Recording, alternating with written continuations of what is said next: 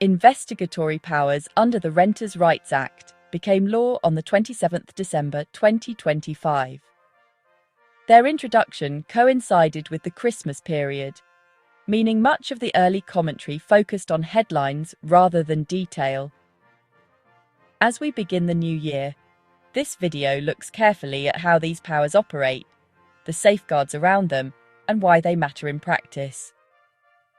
Local authorities across England have gained powerful new investigatory rights to tackle illegal evictions, poor housing conditions, and criminal breaches by landlords and letting agents. These new powers build on existing legislation, including Section 239 of the Housing Act 2004, which already allowed councils to enter properties for inspection. But the new framework significantly expands what councils can do, including entering business premises, seizing documents without a warrant, and carrying out unannounced investigations.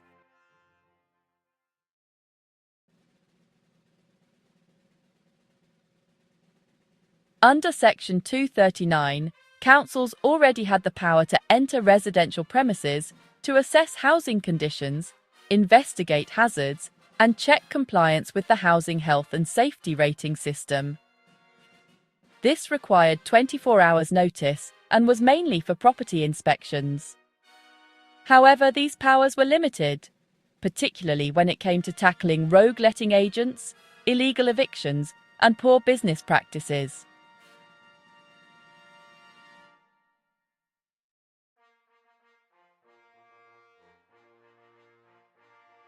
Councils now have extended investigatory powers, enabling them to enforce standards more effectively and take swift action against misconduct by landlords and letting agents. These powers sit under the new investigatory framework and relate to offences under the Protection from Eviction Act, 1977, the Housing Act, 2004, Section 118 and 112 of the Renters' Rights Act, 2025, the Enterprise and Regulatory Reform Act, 2013, letting fee transparency. This marks one of the most significant shifts in housing enforcement in over a decade.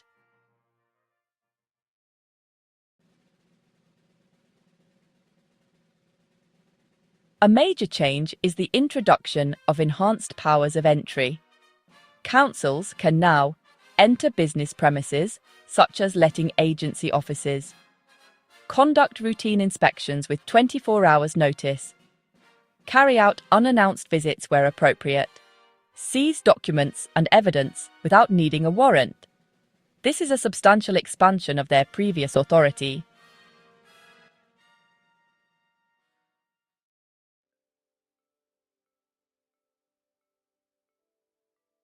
Now, let's talk about compliance, because this is where councils' investigatory powers have been strengthened under the Renters' Rights Act. You'll hear two key terms used a lot: breach and offence, and they're not the same thing. A breach is where a landlord hasn't complied with the rules, and the council can issue a civil penalty of up to £7,000. There's no prosecution option here, just the fine. An offence is more serious. In those cases, the council can either prosecute or issue a civil penalty of up to £40,000. So what laws does this actually cover? These powers sit across several pieces of housing legislation. That includes parts of the Renters' Rights Act itself, like the rules on rental discrimination and rental bidding wars. It also covers unlawful eviction and harassment, and the core rules around assured tenancies under the Housing Act. 1988. What can landlords actually be fined or prosecuted for? The considerations are wide-ranging. Councils can take action for things like unlawful eviction or harassing a tenant to leave. They can also enforce against landlords who don't provide the correct written terms or who fail to tell existing tenants how the Renters' Rights Act affects them. Trying to use fixed-term tenancies, ending a tenancy verbally, or serving the wrong type of eviction notice, all of that now counts. So does relying on a possession ground when you don't genuinely believe it applies, or worse, knowing it doesn't apply at all. Selling, moving back in, And the no-let period. If you use the selling or moving in grounds, there's also a 12-month no-let period. Reletting or even remarketing the property before that period ends can land you in serious trouble. Property standards and licensing still matter. This isn't just about evictions. Councils can still enforce improvement notices, HMO licensing breaches, overcrowding offences, and failures to meet HMO management regulations. And breaching a banning order, that's still very much on the table. I'll come back to how hazards are assessed in more detail when we look at penalties and banning orders. Discrimination and rental bidding, zero tolerance. The Act also cracks down hard on unfair letting practices. Cite, refusing tenants because they're on benefits or because they have children is now clearly enforceable. And rental bidding wars are out. If you market a property without stating the rent, encourage offers above it, or accept a higher offer than the advertised rent, that's an offence. The big takeaway here is this. Councils now have stronger powers, bigger penalties, and a legal duty to enforce. For landlords and agents, getting this wrong can be costly, and in some cases, criminal. So, compliance isn't optional. It's essential. The message is clear. Councils are expected to set penalties that are fair, proportionate, and strong enough to protect tenants and change behaviour. For landlords and agents, compliance isn't just about avoiding fines. It's about avoiding being seen as a repeat or high-risk offender. And importantly, being compliant. When a council decides to issue a civil penalty, there are clear factors they're expected to consider when setting the amount. First, councils look at how serious the behaviour was, including the harm caused, the risk to tenants, and the overall impact on housing standards. Intent is assessed, and so is a landlord's track record. Repeat offences or ignoring warnings will push penalties higher. Councils should also look at whether the landlord gained financially, for example by avoiding repairs or charging rent unlawfully. Penalties aren't just about punishment, they're also meant to deter both the landlord involved and others in the sector. Cooperation matters. Landlords who engage early, fix issues quickly, and work with the council may see lower penalties. Early compliance. Councils are also expected to consider ability to pay. Penalties should be proportionate, not purely punitive. Remember, breaches and offences carry very different maximum penalties, and councils must stay within those limits. The message is clear. Councils are expected to set penalties that are fair, proportionate, and strong enough to change behaviour. For landlords and agents, compliance isn't just about avoiding fines. It's about avoiding being seen as a repeat or high-risk offender. Under the Housing and Planning Act, breaching a banning order is treated as a serious offence. Councils can issue a civil penalty of up to £35,000. No grey area there. If you advertise a property without clearly stating the proposed rent, that's another breach. The penalty here can be up to £3,000. And if you invite, encourage, or accept an offer above the advertised rent, that's also a breach. That can result in a penalty of up to £4,000. Multiple breaches, repeat behaviour, or ignoring warnings can push councils towards higher penalties and stronger enforcement. The key message is this: councils now have clear rules, clear penalty levels, and clear powers to act.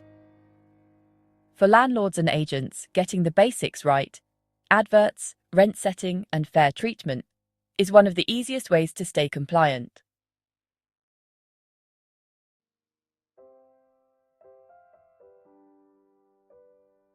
Housing conditions remain a priority. Councils can now more easily investigate serious hazards, Category 1 and 2, housing health and safety rating system issues, poorly maintained properties, failure to carry out repairs, Because evidence can be seized and inspections can be unannounced, councils have stronger tools to uncover properties that are unsafe or unfit for human habitation.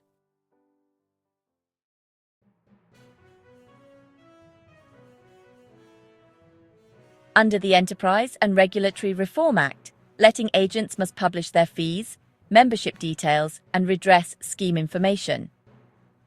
The new powers mean councils can now walk into an agency office, inspect their records, verify compliance, and take action immediately where breaches are found.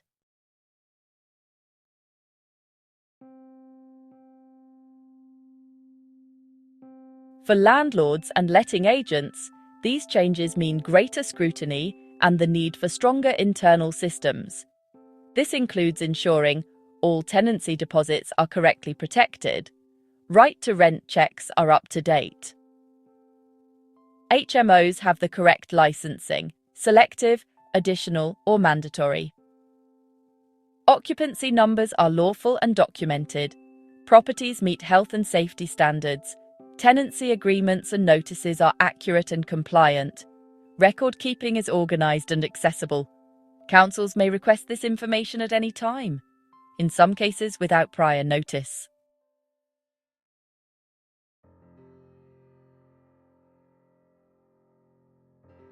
The expanded investigatory powers aim to level the playing field. Most landlords and letting agents operate professionally. But for those who cut corners or engage in unlawful practices, the new powers make it much harder to hide misconduct. For tenants, this means better protection. For compliant landlords, it means the worst offenders are no longer able to gain an unfair advantage.